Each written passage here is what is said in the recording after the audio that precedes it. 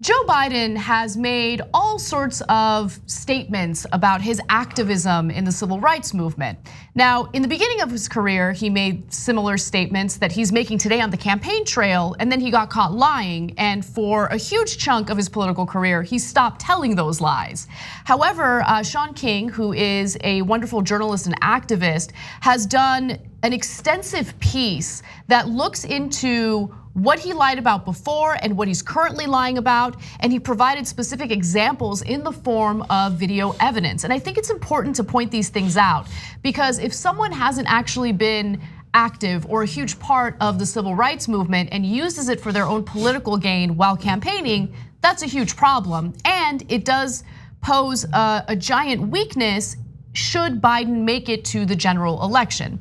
So let's start off with what Sean King finds. First, he kind of summarizes his findings through his investigative reporting. He says, I've counted at least 31 different lies Biden has told about being an activist, organizer, sit-in demonstrator, boycott leader, voter registration volunteer, black church trainee, and more in the civil rights movement. But every single time I dig, I actually find more interviews, more lies, more fabrications, and more tales he told to voters, reporters, historians, and more.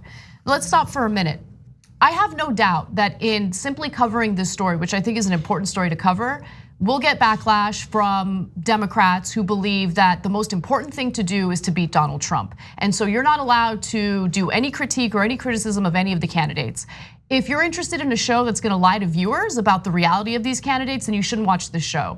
We need to be honest, and we need to point to the weaknesses of these candidates to ensure that we elect the right person in this primary to go head to head against Donald Trump. So if you genuinely care about beating Donald Trump, you would look at these weaknesses and understand that Biden ain't it. Okay, he's not the one who's gonna beat him. Let me give you more details. In repeated interviews, campaign events, and national keynote speeches at the Democratic conventions of both Maine and California, Biden told wild tales of how he marched, sat in, and boycotted during the civil rights movement, and even went so far as to suggest that he had traveled to Selma and Birmingham with such actions. But with his campaign in tatters, he finally said they were lies, they were all lies in September of 1987. So in 1987, he gets caught.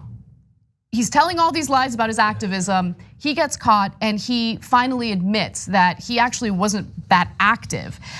So on two very important occasions, Sean King writes, Joe Biden actually told the entire truth about his involvement in the civil rights movement. Nearly everything else has been a lie. So what was his first truth? This is a direct quote from Joe Biden from September of 1987. Here's what he said.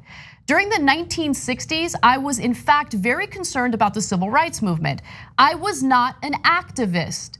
I worked at an all-black swimming pool in the east side of Wilmington, Delaware.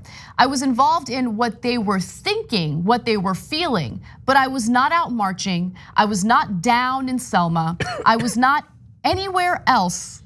I was a suburbanite kid who got a dose of exposure to what was happening to Black Americans.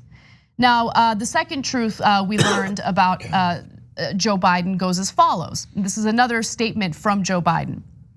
I worked there, a swimming pool, back in the early 60s when Freedom Ride sit-ins and Bull Connor's dogs and fire horses were starting to get people's attention. Like everybody in America in those years, I was getting dramatic lessons about segregation and civil rights from newspapers and television. So this shows that Joe Biden was like most other white Americans at the time. He was learning about the civil rights movement through media coverage, but he wasn't actually involved in the activism. Now, unfortunately, he has decided to revive these lies for his 2020 campaign. And so we're gonna talk about that in just a minute. But John, I wanted to give you an opportunity to jump in. Yeah, those two portrayals, especially if at the time he's not super young, but he's not an older guy. Okay, like yeah, it would have been better if you got involved. Some people did, including some candidates, but it's totally fine to learn about these things. You were insulated from the realities of the world. That was what many of these communities were designed to do. And then you suddenly start to realize what's actually going on. That would be perfectly fine. You would expect better positions in that time later on as he ages on things like busing and stuff like that. If he really was learning about all of this at the time, the lessons didn't seem to kick in for quite a while. But that would be one thing. It's then to say, well, that's not exciting enough, that's not interesting enough. I need to win in a particular election, and that history just doesn't do anything for me. So I'm gonna craft one. And the thing that surprises me was that it was discovered to be lies at all. Because we're talking like the very beginning of the internet. It's much more difficult to track down information in this way, but thankfully at that time they did. Exactly, so let's talk about what's happening today, because I think that's where you find the weaknesses in Joe Biden as a candidate and what Trump is gonna use against him if he goes head to head with Biden. So according to what Sean King wrote, from 1987 until 2014, Joe Biden appeared to refrain from telling any lies about his role in the civil rights movement. But suddenly, while giving a speech at a King Day breakfast in January of 2014 for the National Action Network, he resorted back to the same old debunked lies and also added one brand new one that had never been told in his entire life, saying he was regularly trained for the civil rights movement in 1960 on Sunday mornings in black churches. Here's that video, take a look. I got involved in desegregated movie theaters and helping, you may remember Reverend Moyer in Delaware and Herman Holloway organized voter registration drives, coming out of black churches on Sundays, figuring how we were gonna move. So he just decided to flat out lie. I mean, by his own admission in 1987, he didn't get involved in any of that activism. But in 2014, while giving that speech, he talks about how he was active in the civil rights movement. Yeah, I don't want to go crazy with speculation, I guess, but I almost wonder if at one point decades ago, he crafted all these lies and then eventually was forced to own up to the fact that it wasn't true. And we understand what his actual situation back then actually was. As he gets older, I wonder to what extent like the lies that he used to told start to be a reality in his mind. Not to say that he's not lying, clearly he is, but I'm saying like if he's been telling these lies, whether publicly or privately for literally decades, at some point do you start to believe some of what you've been saying? Every time you exaggerate a little bit more, you add new details, all of that, we see that with Trump all the time. Yeah, that's a good point. And we do know that people, like oftentimes when they want to justify something to themselves, they'll tell themselves something until they actually believe it, right? And so that is something that does happen to people. But what I do find interesting is that for a giant chunk of his political career, from 1987 to 2014, he completely stopped in telling these civil rights movement lies. At least in public. At least in public, and any type of fact-checked material, including his personal autobiography, right? It's fact-checked, meaning that you can't just lie about what you've been involved in those types of mediums, whether it's books or fact-checked articles, those types of things. And so nothing about his so-called civil rights activism is included in his autobiography. So look, I don't know. I mean, the point that you're making is interesting because he does seem to have like these weird moments where I don't know what he's thinking. I don't know if this is like something having to do with his age. I don't know, and I don't want to speculate. What I do know is here's the evidence, here's what the record says, and here's what Joe Biden is currently campaigning on. And when he's up against Donald Trump is gonna be like, well, you know, I was thinking about attacking Joe Biden on the campaign trail, but I decided not to because who knows, maybe he told himself these lies for so long that he's actually begun to believe them. No, and by the way, that's a weak defense anyway. I don't think it's a defense at all. Yeah. I'm just saying, you know, based on like what I have read about the brain and memory and how it works, things like when you tell a story, it is to some extent dangerous in terms of your memory because the thing, like if a thing happens and I recount it to someone, I'm not going to talk about all of the details of what happened. I'm going to talk about some of the details. The next time I recount that story, you're not going back to the original source memory fresh. You're going back to the memory also of you telling the story, which means some things start to get reinforced in your mind. And some things, if they're exaggerated when you tell later on, and this is actually possibly true of Elizabeth Warren when she was recounting conversations with Bernie Sanders. If you exaggerate a bit when you describe something, and then you describe it again in that way, and then again, you start to believe the exaggerated version. Now, apparently there was actually nothing to what Biden's actually saying, but the biggest issue isn't just that he is trying to make his past more impressive. Politicians do that literally all the time. But think about what it represents in this primary, that specifically as he enters into the first 4 states where it doesn't look like he's gonna do very well, and his whole strategy is hold the line until Super Tuesday when southern states can give me back the delegates I'm not getting elsewhere. Well, then demographically, to tell a lie that crafts this sort of identity as being a civil rights activist is really, I mean, that's disgusting. If your strategy is to stimulate black votes for yourself in the South, then that really deserves the fact checking that Sean King is providing there. Well, there's more. I mean, this is just the tip of the iceberg. And to be quite honest with you guys, we don't have enough time on the show to focus solely on everything that was unearthed by Sean King, which is why you should read his full piece. We'll include a link in the description box below. But with that said, let's go to more of what he found. These are the highlights of what came across in my reading of Sean King's work. In Waterloo, Iowa, on this past December 5th, 2019, Biden began telling falsehoods again about being an activist and organizer, and then added new color to the lie from 2014 that he was being trained as an activist in black churches on Sunday mornings. Here's that video. Because when I was about the age of the guy standing over there, I got involved in the civil rights movement. My state is a state that was segregated by law. And we have the 8th largest black population in the United States of America as a percent of population. And my passion was ignited when I saw what was happening when we moved down from a place called Scranton, Pennsylvania, with very few minorities in that city. But I moved down to Delaware when I was in 3rd grade, a little town called Claymont. And what I found out was that there was a significant African American population. But guess what? They weren't able to go to school, the places that we went to school. And I remember asking my mom, what was that all about? And she explained to me, I thought, how can that be? And so I got engaged. I never planned on running for public office. I love reading biographies of me now about how I knew I was going to run for the United States Senate. I knew I was going to run for president. I didn't know that at all. But I got my education, Reverend Doc, in the black church. Not a joke. Because when we used to get organized on Sundays to go out and desegregate movie theaters and things like that, we do it through the black church.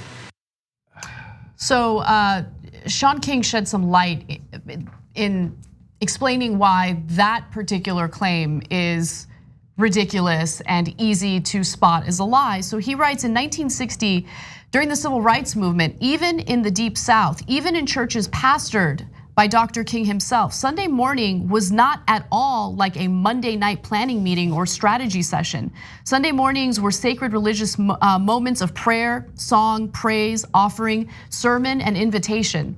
Even during the Montgomery bus boycott, Sunday morning services were almost exclusively religious in nature. Yeah. And so for anyone who knows that history, you can spot that lie from a mile away. And I do want to offer one other specific example of Biden campaigning on his civil rights activism that didn't actually happen. So on January 20th, so this is very recent, this year, Biden repeated his lies again at a special service at Bethlehem Baptist Church in Columbia, South Carolina. Take a look. You know, when I was a teenager in Delaware, for real, I got involved in the civil rights movement. We have the 8th largest black population in America. Most people don't know that. And I'd go to 8 o'clock mass, then I'd go to Reverend Herring's church where we'd meet in order to organize and figure where we were going to go, whether we were going to desegregate the Rialto movie theater or what we were going to do.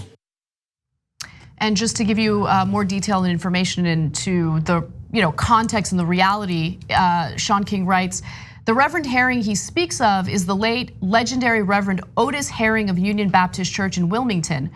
Other times this year, when Biden tells this story, he says he'd leave mass and go to the late Reverend Maurice Moyer's church. I spoke to former members of their churches, as well as people close to both families. Neither stories are true. Joe Biden met both of these men much later in life and only learned about their great work in retrospect.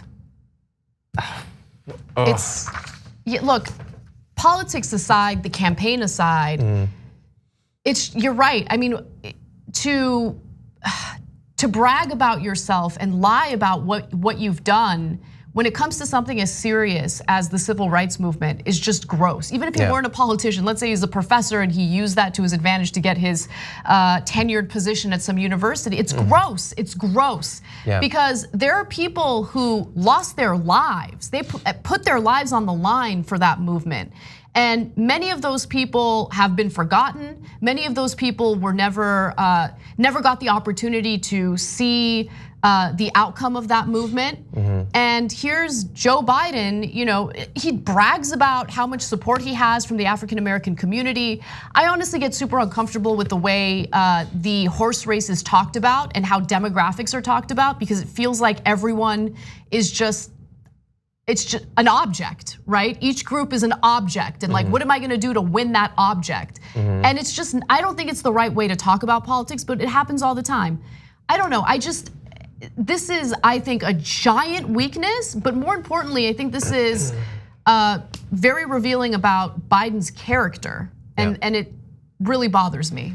Yeah, and to go back to what you said at the very beginning about like, oh, how could you talk about this? It's gonna hurt him, and that could eventually, he could be the nominee. Well, like, wouldn't you prefer it comes out now rather than Trump? Because I got news for you. Trump is he'll use everything that's possible, make up a bunch of other stuff, but he'll also use everything that's possible. Maybe we should find out about it now during a primary election where you're totally allowed to differentiate between the different candidates through their positions, their statements, but also their histories, both real and imagined.